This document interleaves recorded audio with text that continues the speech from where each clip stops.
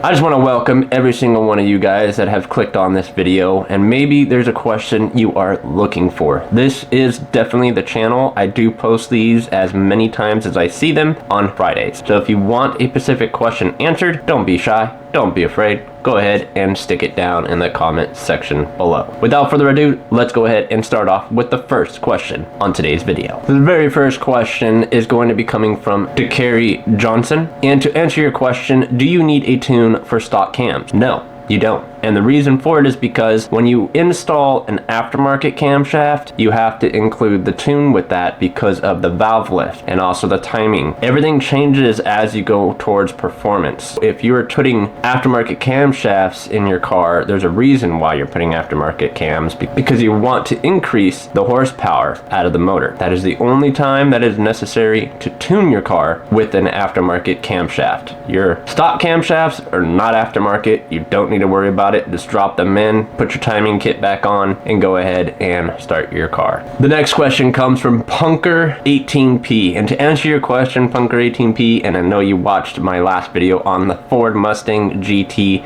VCT solenoid replacement, and you're probably going, what the hell kind of torque spec is 41 lb? lb is for foot-pounds. Now, I write them like that because it's easier for people to read, and everybody understands lb more than any other torque spec. And yes, it is a very low torque spec, and it's because the heads on these new cars are made out of a crappy aluminum. They are more lightweight, so it gives you more power. Yes, 41 foot-pounds of torque for those two bolts for that solenoid. If you guys missed that video, links down in the description. Go ahead and check it out for yourself. And always remember to smack that like button. This next one comes from Jamie. To answer your question, Jamie, what is the fuel pressure for an EcoBoost? Or if you guys are doing any other car out there, just make sure that you pay attention to what your PSI needs to be for your fuel pump. So this way you can diagnose your fuel pump the proper way. You don't want to just replace your fuel pump just because your code says replace your fuel pump. There are going to be other things why it's ticking that code. You want to make sure it is your fuel pump before you go ahead and waste money on it. Now, with EcoBoost in general, your fuel pump is between 55 to 75 psi, and that is on your low side. Now, you do have a high pressure fuel pump. It comes pretty much on all new cars now because of direct injection. Now, as far as your high pressure fuel pump is 2,000 to 2,900 psi. No little gauge that you can buy in an auto store is gonna determine that. It's gonna max the gauge out and most likely break the gauge. So you're gonna want to either find something that will be able to tell you what the high-end fuel pressure is going to be. What you can do legitly from a tablet. Now, I'm not talking about your little gaming tablets. No, I'm talking about an actual auto mechanic tablet. You're gonna need to be able to get into the computer. You need to have the car running, and in that way it will tell you what the PSI is as far as the high pressure goes. A lot of them have sensors on them, and that's how they indicate if that high pressure fuel pump is going bad. You would be able to see what it is idling, and then you can put it under load and watch it under load as well. But that's pretty much all you need to know. That is the fuel specs on the EcoBoost. If anybody else has any questions about what their fuel pressure should be on their car, once again, down in the comment section below. This next one was actually something being told to me, but I just want to come on camera and tell you guys this person that I know, Mazda. Now, I made it a joke in my last video on the 2023 Mazda MX-5 that it's basically a Ford. And yes, it still is basically a Ford. If you look on that motor, I guarantee you will find Velcro parts on that car still. They are not part of Mazda anymore because Ford inquired certain financial pressures with Mazda, so they departed, and that happened in 2008. And then in 2015 it was a full departure, so they are no longer with Mazda. So if you guys are scared to buy a Mazda, don't worry, Ford is not a part of Mazda anymore because of that whole financial situation with Mazda and Ford. Go ahead and buy a Mazda. They're still gonna break down just like a Ford. This next comment comes from Richard. Now, what's up, Richard? What's up, buddy? Yes, I know it's not a 2.0 engine. It's a 2.5. We're only human in this world. Plus, I do say, and I do mess up on purpose in my videos for a reason. And the reason is because I want to make sure you guys are actually watching the video and not just clicking out. It gives you guys something to comment on, as well as me to read, and as well as me to come back and give you guys a fair answer. But yes, I do know that it came with a 2.5, as well as was staring at me right in the face when I was recording the video. Next one comes from 16 Bite. He wants to know how many hours it took me to replace the 2015 Jeep Grand Cherokee oil filter housing cooler. It typically depends on person to person. With me, I have had experience with tons of cars, so I know how to work on them and how to make sure that I do it within a timely manner, because you have other customers lined up and you need to make sure that you get them all out the door by the end of the day. It typically takes about 3.6 is what it calls for on all data. I finished it within 2 hours because I had to clean all the valleys and make sure that the oil didn't go with the coolant. You have to suck all that out and flush the oil because of the situation with the coolant going into the oil. You don't want to contaminate anything in a motor. It is very crucial that you make sure that you flush it after you go ahead and replace it. Don't just replace it and don't flush it. That's really, really horrible to do. But yes, it does take that much. The part alone is, depending on where you get it from, you can get them from Rock Auto, Parts Geek, O'Reilly's, AutoZone, Napa. There is no more advanced, so don't try to go there. It all depends on where you go. And for me, I bought it through my work. It was about $236 just for the part alone, but it does come with everything that you need to get the job done, minus the oil. You need to get the oil separately, obviously. Yes, it takes that long to change out that oil cooler. This next question comes from Flaming. He wants to know, where is the fuel filter in a Mustang? And to answer your question, it depends on what year you have. Most models are built in to the fuel pump. If you're gonna change out your fuel filter, you're gonna need to change out the fuel pump because it's all embedded inside that fuel pump. Now you can add an inline filter to these cars, so you don't need to just put a fuel pump in there. If that's what you wanna do to make sure that the fuel gets as clean as possible before it hits the motor, do an inline filter. It's easy. Snip the hose, put one in, make sure you barb it, and then bada bing, bada boom. And that's all you have to do later in life, is change out that fuel filter every time that you think your car is running too lean or too dirty. Sometimes it also depends on what gas pumps you use. Most gas pumps, if you're not aware, have water vapors in them, and you need to make sure what gas station you go to, and make sure also you ask them how much times does a fuel truck come to refill it, what is their process behind their fuel filters underground. And yeah, I know it sucks. It sucks to be that kind of person, but if you really, really worry about your car, that's the best way to do it. This next one comes from Dumas. And to answer your question, Dumas, I'm about to answer it real big time for you right now. The gasket I've used in my 2016 Ford Mustang EcoBoost, that I did the head gasket replacement for you guys and changed out the head and put new cams in it as well. He was more concerned about the gasket that I laid down. Now, Mountain Tune only did this. The reason for it is because of the extra holes that were in the old gasket caused issues. So they fixed that problem and they made it more durable to last a lot longer and to help prevent that gasket from breaking. Always remember to use APR head studs, as it will help keep that head flat. The more boost you add, the better you're gonna want that to stay sandwiched. Don't wanna have any problems. So if you are racing it or drifting it, you're definitely gonna wanna do is get the Mountain Tune head gasket with the APR head studs. It's gonna be different than your OEM. Next one comes from Javier, and he wants to know, can you use transmission fluid as engine oil? And that is a very high, definite no. Don't try it. If you've done it before, drain it. You're gonna need a lot more than just a drain if you started it. Transmission fluid is designed for friction and smoothing between gear shifts. So you don't wanna add transmission fluid to your engine. Engine oil works more as a lubrication or a lubricator, and it also helps keep the engine cool. So if you mix those two up, you could potentially have a very, very bad day. Don't do it.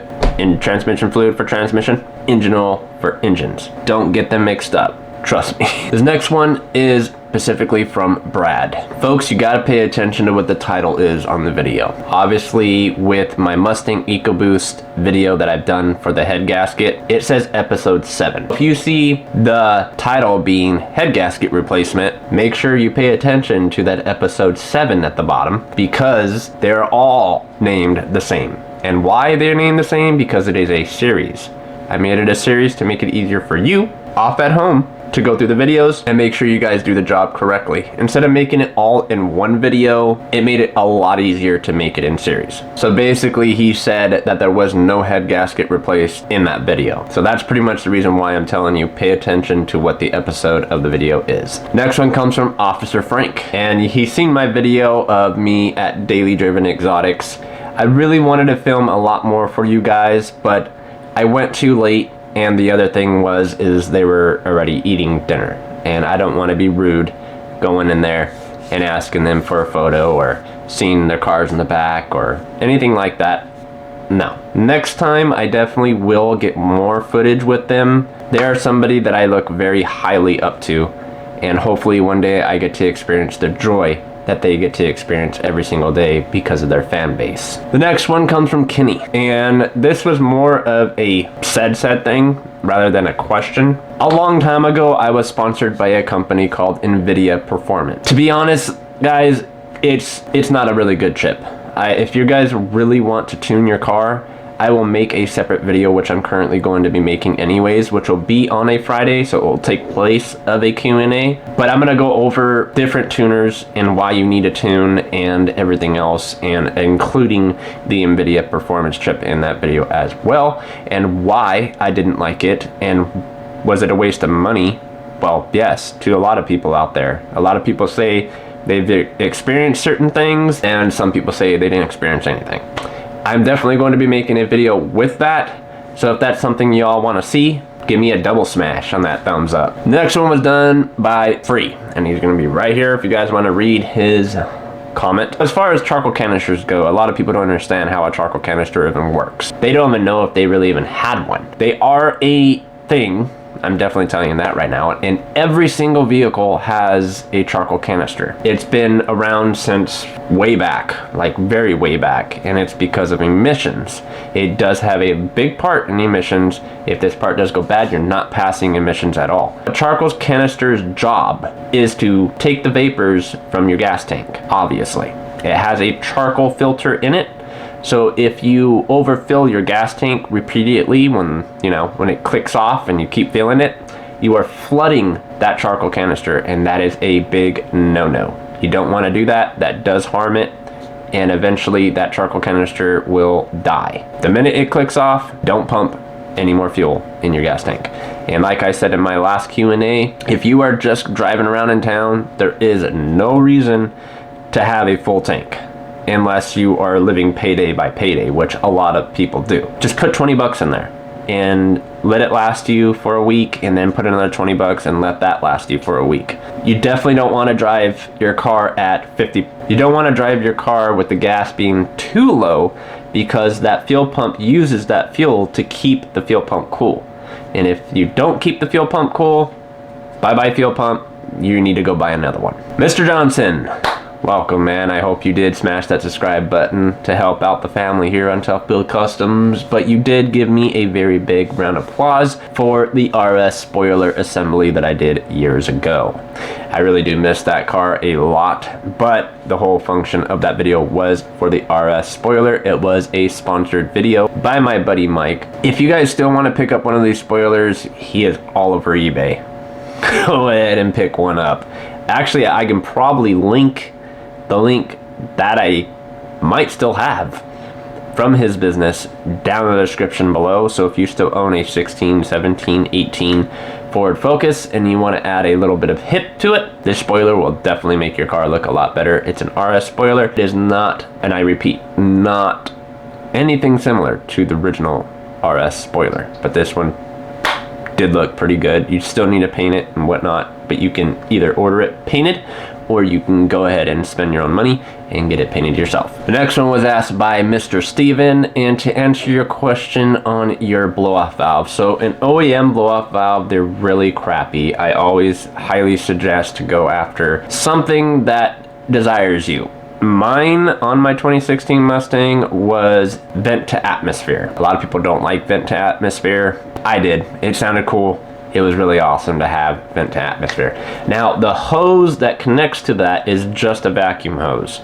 If you're gonna go and get an aftermarket vacuum hose, I would suggest two things. Get a fuel braided line for it, or get a fuel line that is built a little more tougher than that vacuum line. Because if you try to go to the O'Reilly's or AutoZone or whatever the case may be and just get a vacuum line, that vacuum line is going to squeeze in and you're going to lose vacuum within your blow-off valve. Be really cautious on that too. And also, to answer your other question, Steven, about your purge solenoid. Now, if you are still looking up the OEM number, yes, Ford made that go away. You're not going to find the OEM. The best thing to do is take that OEM number, type it into Google, and it will come up with an interchanged part number that they now use that is a better version of that purge solenoid. They had a lot of issues with that purge solenoid. It was always going bad, like after some people even said like 2 weeks it went bad, and then they had to go back and replace it. Mine, on the other hand, like I said, since I work at O'Reilly Auto Parts, I just went and bought mine from O'Reilly's because it's a lifetime warranty, and I was able to, anytime that went out, I just went to O'Reilly's, took it off, replaced it, and then put the new one on and such and such. But that's the best thing I can tell you, is O'Reilly's does sell it. It's not going to look the same as your OEM, so don't get them confused, but they still do hook up the same. No need to really worry about it. Next one comes from Deep Space Dave. Yes, Dave, I know. Trust me, I've been a mechanic for about 16 years. Been working on cars for quite some time. But it is definitely a good thing that you, just in case I didn't know, that is really good, peaceful information. It will be right here if you guys want to read it, but I will read the first line. He does say, just an FYI, I believe that Ford recommends replacing the axle nut and the brake caliper bolts, as these can back out, as those come thread locked already applied to prevent them from backing out in the future, which is a very true statement. There is thread locker on the caliper bolt. It's very easy. You just go buy some thread lock over at your parts store or wherever you shop at. You reapply that on the bolt. The bolt is safe to go back in. You don't need to replace your caliper bolts. They do say to recommend replacing them, and the only reason why is because they make a little bit more ching, because they know that you're going to go right to them and you're not going to go anywhere else, right? You don't need to replace the bolt. Just add that thread lock, pop it back in. But the axle nut, on the other hand, axle nuts are one-time use. The minute you pull it off, you need to go out and get a new one. Two more, and then we are going to make this a video. And this next one comes from Cleveland, and he wanted to know what year of the Mustang that I have currently, due to the video that I placed on YouTube. Well, let me rephrase that. Due to the short I placed on YouTube, and it was a listen to, I hate bringing this up, but the Mustang engine tick, or the barbecue tick, in other words. Mine is a 2018 Ford Mustang GT. I bought it from a mom and pop shop, which had a lot of problems with this car, and it's currently still going through a big refresh. So if you guys want to and help support the build, make sure you guys go ahead and shop at Teesprings and pick your guys up a brand new shirt, or you can donate to the cause, and that's going to help make more content for you guys within the future. So that was pretty much Friday's Q&A. If you guys have any questions, make sure you guys go ahead and write them down in the comment section below, or you can always pay attention to every other video, write a comment down there if you have any questions. Go ahead and go back and look at all the rest of my old videos. I do answer, it doesn't matter what year I made the video, I answer all questions and every single question that you might have regarding vehicles. And if you guys want to learn a little bit more about cars, go ahead and leave that down in the comment section below as well. I can definitely do a video in the nearest future. I'm trying to help you guys out as much as I can, because obviously the one big person on YouTube, which is Scotty Kilmore, just doesn't do a very good job, and a lot of people don't really like him. But he does make content, and he only does it because, well, it pays his bills. But I am here to tell you guys a God honest truth about your car, or about anybody else's car that you want to know about. Just go ahead and write it down in the comment section. My name is Chris, guys. You guys were just tuning in to Tough Build Customs. If you guys like this video, go ahead and smack that like button since it's new YouTube's new algorithm. Make sure you guys go ahead and scroll down to the comment section and write yourself a little comment there. I do read them all. I do answer them all. And if I haven't answered them, every Friday is a Q&A video. Make sure you guys come back and tune in by hitting that bell notification so you guys get notified when these videos do come live. And if you guys want to, you guys can go ahead and share this video to all your social medias. It does help Tough Build Customs grow, and this is what we're trying to do for 2025. But anyways, ladies and gentlemen, I love you guys, and thank you for the moral support. I'll see you guys in the nearest future.